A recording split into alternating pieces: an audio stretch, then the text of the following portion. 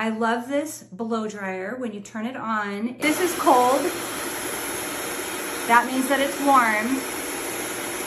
And that means that it's hot. I absolutely love the cold color because it makes my hair so it's not frizzy, which is really nice. The one thing that I really like about this is it's 360 turns. So when you're blow drying it, when you switch to the other side, you can move it. This is just magnetic. So it just like says hello. And then this one right here, diffuser, that's pretty nice too, especially when you have curly hair. But see, it doesn't come off. I've never ever had it come off. Best blow dryer I've ever had. If you're thinking of getting one, I personally did a lot of research, you may have too. You should really look into getting this. It's nice and compact. It really fits great in your